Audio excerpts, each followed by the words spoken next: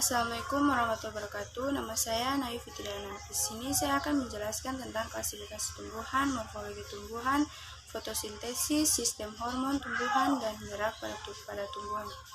1. Klasifikasi tumbuhan. Taksonomi tumbuhan adalah ilmu yang mempelajari penelusuran, penyimpanan contoh, pemberian, pengenalan atau identifikasi, pengelompokan atau klasifikasi, dan penamaan tumbuhan. Ilmu ini merupakan cabang dari taksonomi. Taksonomi tumbuhan atau juga hewan seringkali dikacaukan dengan sistematika tumbuhan dan klasifikasi tumbuhan. Tumbuhan merupakan produsen dalam ekosistem. Tumbuhan menyediakan makanan bagi semua makhluk hidup lain, baik secara langsung maupun tidak langsung. Tumbuhan juga menghasilkan oksigen yang diperlukan untuk kehidupan semua makhluk hidup. Klasifikasi kingdom plantae atau tumbuhan.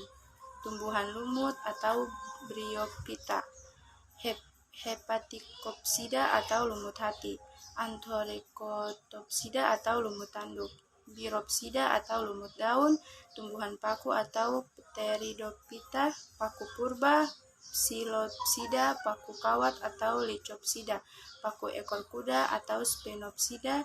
Klasifikasi bertujuan untuk mempermudah mengenal objek yang beraneka ragam dengan cara mencari persamaan dan perbedaan ciri serta sifat pada objek tersebut. Klasifikasi berguna untuk menunjukkan hubungan kekerabatan di antara makhluk hidup. Kedua yaitu morfologi tumbuhan. Morfologi tumbuhan merupakan ilmu yang mempelajari bentuk fisik dan struktur tubuh tumbuhan. Morfologi tumbuhan berguna untuk mengidentifikasi tumbuhan secara visual. Dengan begitu, keragaman tumbuhan sangat besar dapat dikenali dengan klasifikasikan serta diberi nama yang tepat untuk setiap kelompok yang terbentuk. Contoh gambar dari morfologi tumbuhan. Bisa kalian lihat di situ, morfologi tumbuhan tidak hanya menguraikan bentuk dan susunan tubuh tumbuhan saja, tetapi untuk menentukan fungsi dari masing-masing bagian dalam kehidupan tumbuhan, dan selanjutnya juga berusaha mengetahui dari mana asal dan susunan tubuh yang terbentuk. Informasi morfologi dibutuhkan dalam pemahaman siklus hidup, penyebaran geografis, ekologi, evolusi, konservasi, serta pendefinisian spesies. Adaptasi morfologi merupakan cara makhluk hidup untuk menyesuaikan bentuk tubuh terhadap lingkungannya, dengan tujuan untuk bertahan hidup, atau bisa disebut sebagai proses penyesuaian bentuk tubuh dan alat-alat tubuh pada organisme terhadap lingkungannya. Adaptasi jenis ini cukup mudah untuk diamati sebab terjadi hanya pada bagian luar tubuh makhluk hidup tersebut. Ada dua macam adaptasi, yaitu adaptasi pada tumbuhan dan pada hewan. Yang ketiga yaitu fotosintesis. Fotosintesis adalah proses pembuatan atau zat makanan atau glukosa yang berlangsung atas baran cahaya matahari dengan menggunakan zat hara atau mineral, karbon dioksida, dan air. Fotosintesis merupakan pembuatan makanan oleh tumbuhan hijau melalui proses biokimia pada klorofil dengan bantuan sinar matahari untuk melakukan fotosintesis sehingga kebutuhan nutrisinya terpenuhi. Ini contoh gambar dari proses fotosintesis. Proses fotosintesis mengubah karbon dioksida dan air menjadi energi berupa karbohidrat dan oksigen menggunakan klorofil dan cahaya matahari. Proses ini terjadi di daun hijau, yaitu di sel mesofil. Karbon dioksida mencapai kloroplas melalui stomata, sementara air melalui urat daun. Yang keempat yaitu sistem hormon tumbuhan.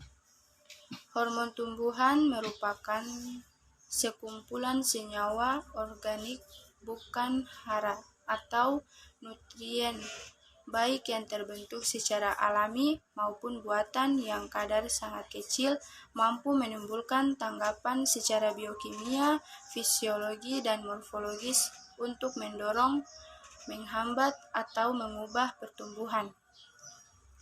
Perkembangan dan pergerakan taksis.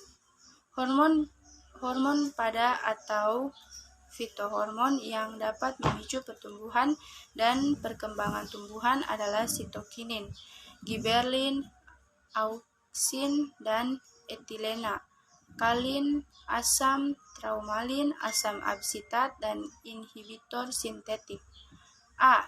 Sitokinin merupakan hormon yang dapat mempertahankan pertumbuhan dari perubahan suhu, juga infeksi virus. Penuaan pada tanaman berjalan lebih lambat.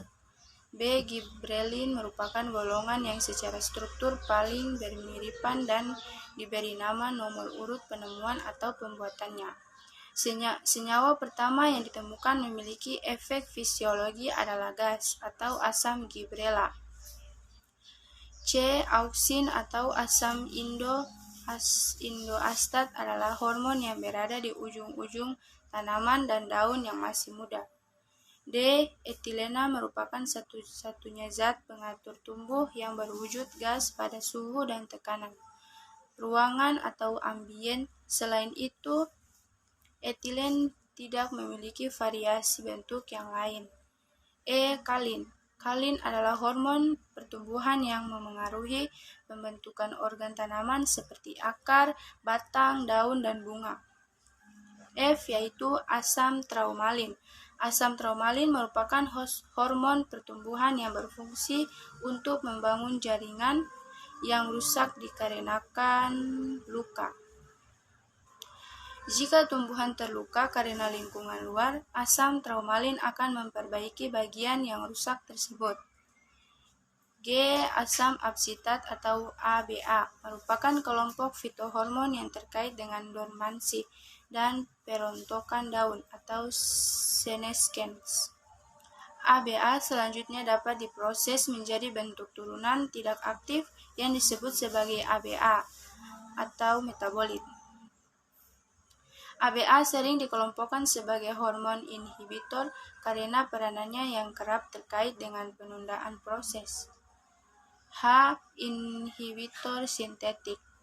Berbagai senyawa sintetik dibuat dan diperdagangkan untuk menghambat atau menunda proses metabolisme, seperti MH atau 2-kloroetil, trimetilamonium klorida atau CCC, merek dagang Cicocel dan Clomequat atau SADH, ansimidol, asam tridobenzoat atau TIBA, dan morphacetin. Peran senyawa ini sebagai perangsang pemasakan buah telah diketahui sejak lama meskipun orang hanya tahu dari praktek tanpa mengetahui penyebabnya.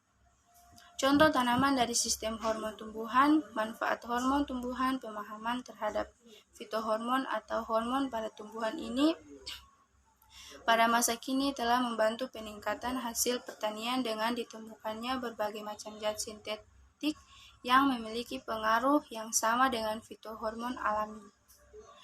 Aplikasi zat pengatur tumbuh dalam pertanian modern mencakup pengamanan hasil atau seperti penggunaan Cicocel untuk meningkatkan ketahanan tanaman terhadap lingkungan yang kurang mendukung, memperbesar ukuran dan meningkatkan kualitas produk, misalnya dalam teknologi semangka tanpa biji, atau menyeragamkan waktu berbunga, misalnya dalam aplikasi etilena untuk penyeragaman pembangunan tanaman buah musiman. Sifat hormon diperlukan dalam jumlah yang sedikit untuk memicu pertumbuhan yang besar dalam suatu organisme. Konsentrasi hormon dan kecepatan transportasi dapat berubah dalam merespons stimulus lingkungan, berinteraksi dengan hormon lainnya dalam responnya terhadap stimulus lingkungan. Yang kelima yaitu gerak pada tumbuhan berdasarkan datangnya rangsangan. Gerak pada tumbuhan dibedakan menjadi 3, yaitu 1. Gerak endonom, yaitu rangsangan yang berasal dari dalam tumbuhan, misalnya pergerakan dari kloroplas. Yang kedua yaitu gerak higroskopis, yaitu rangsangan karena perubahan kadar air, misalnya tumbuhan paku. Yang ketiga yaitu gerak esionom, yaitu rangsangan yang berasal dari luar tanaman, misalnya gerak tropisme, taksis, dan nasti. Sekian dari saya. Wassalamualaikum warahmatullahi wabarakatuh.